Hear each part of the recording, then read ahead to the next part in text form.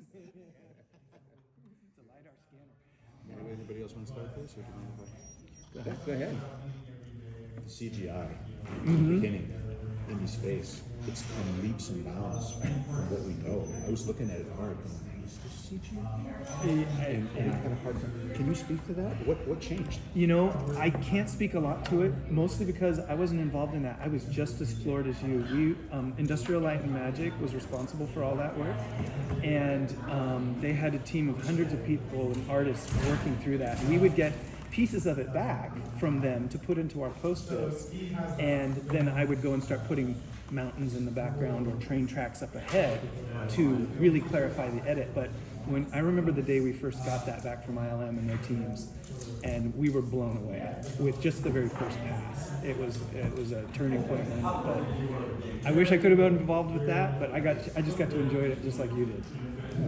It seems like a person fell of vastness. What were you able to do on this movie that you could not have done 10 years ago? You know, we did tune shading. Well, do you want to speak to the tune shading? You got that history. Come on. Well, I think a lot of the stuff is done in the game engine now. So like using Unreal, you can do a lot more with lighting and effects. A lot kind of comes out of the box for free for that. And Clint had created like a tune shaded look on Ford versus Ferrari that Jim had wanted again for this. So that was kind of fun with the technology to do that in Unreal, create that in Unreal. So 10 years ago, we didn't have that capability. It was a much more laborious linear process in that we would render stuff out of Maya, we'd have to do layering. It was much more of a visual effects process, and we'd have to get into compositing packages, which isn't adding all that much value to the pre-viz portion, where it's just trying to tell a good story. We're not a finals group, and it's much quicker now, and we love that aspect because we can just focus on storytelling. Yeah. Whatever can get us to like get the beats done the soonest, the better. You know, they want to see stuff from us very quickly, iteratively. Mm-hmm. And the game engine, Unreal Engine, lets us do that. Yeah. As impressive what you guys did with the train scenes. How do you guys manage all that, especially with them flying up in the air, up in the car, back down, and in terms of the action, or in terms of the action and the effects and all. you know, and that's what my job was to help them manage that. And so by animating out, you know, we'd animate where they were traveling in the train so that they could show this document or this video, and anybody that was filming, whether it was the grips or the lighting crew, they could look at this stuff and say, oh, he's in this car, it should be this kind of lighting, he's in that car. Then when they look at the pre-viz itself, they were understanding how it worked cinematically too. So we would provide, our team and the proof artists would provide both these maps and understanding of how things relate from a production standpoint, but also cinematically, story, character, what the director guided me to portray. Like, this is the movie I want to create. I was his pencil, I was his paintbrush to help that, both creative and technical. And in the train, like we had an artist that was building the environment and stuff in Unreal, so sometimes it'd be like, oh, the train needs to have a turn for the gun, so it's like, okay, well, we're building mountains here then, we're going to move the mountains there, move it around, so you're kind of creating your own world. Yeah. Some directors are very hands-on with that storyboarding process. Where does James fall on that spectrum? Jim, he is hands-on, but he trusts his people. He collects the people around him that know filmmaking. He doesn't direct every board. He directs the mood. He directs the moments. And then he leaves Gabe Henderson, who's the storyboard artist, he leaves me, the visualization supervisor, to figure out ourselves from our own instincts and what he's taught us over the years of how fast to pace this, how quickly to cut it, how dramatic to make the action versus let's not be too silly.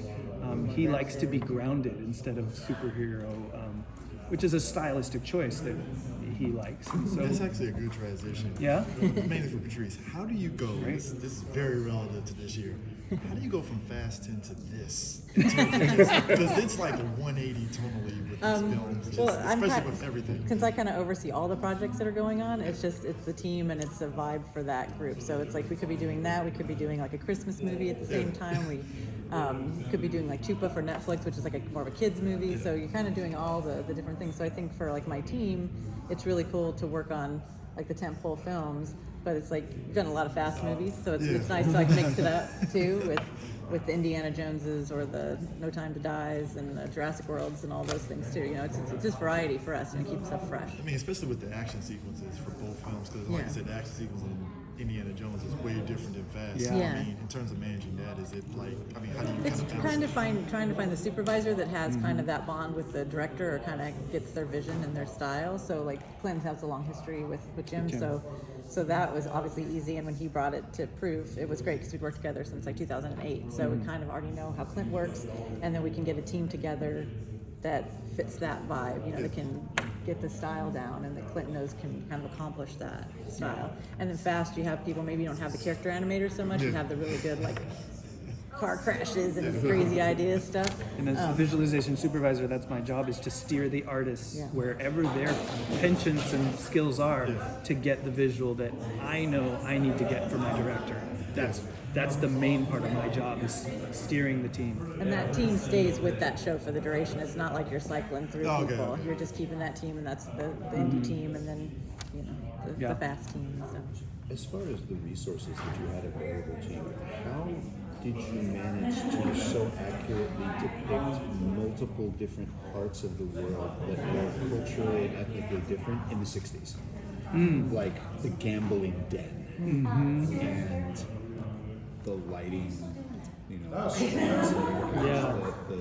all of that seemed very. Who did you have as a resource in order to kind of figure out what that actually looked like? Because Yes. it looked like it would.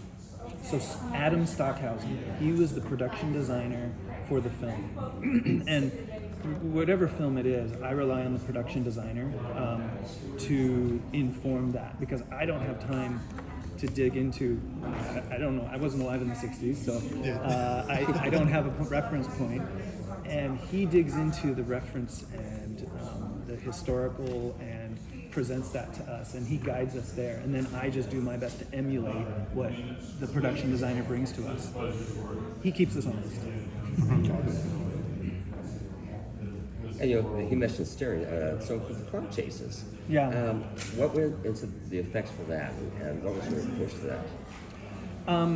Having come off of Ford versus Ferrari and doing that whole movie with a lot of car stuff, I had spent on that movie in particular a lot of time with the stunt guys, the car guys, learning what they could do, how they would film it. And so coming onto Indy, I had that knowledge that came with me. And because Jim uses a lot of the same people, some of the people were familiar faces, and so I was able to jump right in without having to make too many mistakes in terms of how to frame a shot. Jim had the vernacular down. Yeah, I knew that this kind of a shot too far outside the car with a camera that's disassociated but sort of associated with the car, he doesn't like that. He wants to feel like he's there with the character. I knew to start there, and that helped me a lot in guiding the artist and just saying, nope, this is, I think we even did a few standard shots, just saying, hey, these are your range. These are where you can do cameras. Outside of here, you have to get special permission from me before you can put a camera in these zones, because I wanted it to be practical. One of the things Jim's always says is, if you couldn't film this movie in the 60s, I don't want it. Meaning, some of the tech that we have available today to do lots of things, he wants it to feel grounded in classic filmmaking. Do you think a lot of that informed, because I know you helped out with Kong Skull Island, did that kind of, Kong Skull Island, I think you helped out, did that kind of A little bit. Did that help kind of inform you, because that's kind of in the same time period too as well? I can't A little say that bit, it a did little much. bit. I was, and it reminded me of the 60s, yeah. And Yeah. that seems to be where the filmmakers that are getting to make these movies, that's when they grew up and they're Like making... what they love, the movies Yeah, it they seems like a love. common denominator. When I get to make my movie, it's going to be in the 80s. So. It's like Stranger Things. Yeah. I can't get that. What is your title again? I'm Global Head.